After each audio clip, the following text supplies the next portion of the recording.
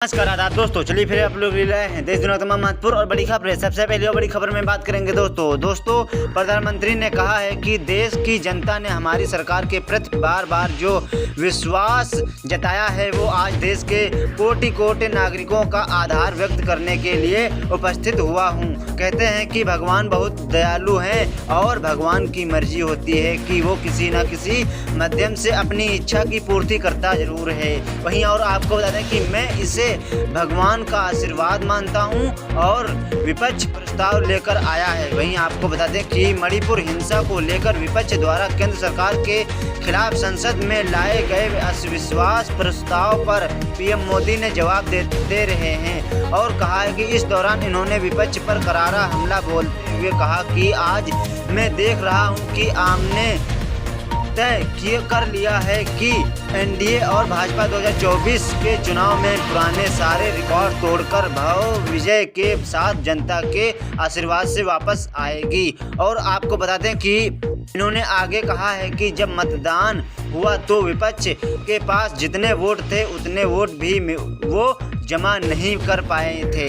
इतना ही नहीं, जब हम सब जनता के पास गए तो जनता ने पूरी ताकत के साथ इनके लिए नो कॉन्फिडेंस घोषित कर दिया और चुनाव में एनडीए को भी जताया, सीटें मिली और भाजपा को भी ज़्यादा सीटें मिली।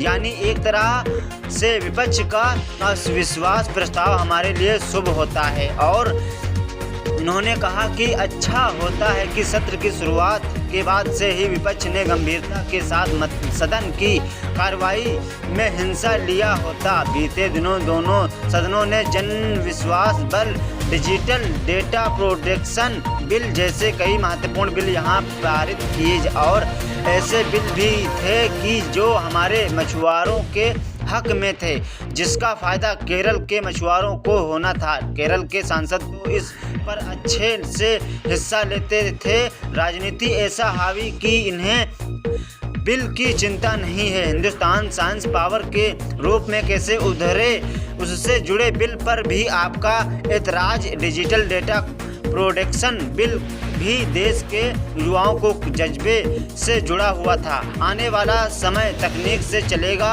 आज डेटा को एक प्रकार से सेकंड ऑयल सेकंड गोल्ड के रूप में माना जाता है और उस पर गंभीर चर्चा की जरूरत भी, लेकिन राजनीतिक आपके लिए प्राथमिकता थी। वहीं आपको बता दें कि पीएम मोदी ने कहा है कि देश की जनता ने उन्हें जिस काम के लिए यहाँ भेजा है उस जनता का भी अविश्वास किया गया है। विपक्ष के कुछ दलों ने उनके आचरण और उनके व्यवहार से सिद्ध कर दिया है कि उनके लिए देश से बड़ा दल है, देश से पहले प्राथमिकता दल है। मैं समझाता हूं कि आपको गरीब की भूख की चिंता नहीं है, सत्ता के भूख ही आपके दिमाग में सवार है। आपको देश के युवाओं के भविष्य की परवाह नहीं, अपने राजनीतिक भविष्य की चिंता है।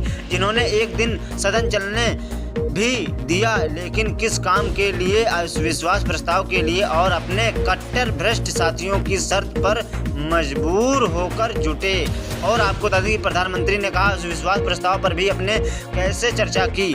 आपके दरबारी भी सोशल मीडिया पर बहुत दुखी हैं। मजा देखिए, फील्डिंग विपक्ष ने लगाई लेकिन चौके छक्के यही सत्ता पक्ष से लगे। इधर तो सेंचुरी हो रही है लेकिन विपक्ष ना बाल पर ही चर्चा करता जा रहा है और ना ही विपक्ष के साथियों से यही कहूँगा कि तैयारी करके क्यों नहीं आते। थोड़ी मेहनत कीजिए। मैंने 5 साल दिए थे आपको तैयारी करने के लिए। 2018 में मैंने कहा था कि दरिंद्र है विपक्ष के हमारे साथियों को दिखास की व छपास की इच्छा रहती है, स्वाभाविक है। आप ये मत भूलिए कि देश भी आपको देख रहा है, आपके एक एक शब्द को देश गौर से सुन रहा है। लेकिन एक बार देश को अपने निराशा के सिवा कुछ नहीं दिया। विपक्ष के रवैये पर कहूँगा कि उनके खुद के वही खाते बिगड़े हुए हैं जो भी हमसे हमारा हिसाब पूछते हैं।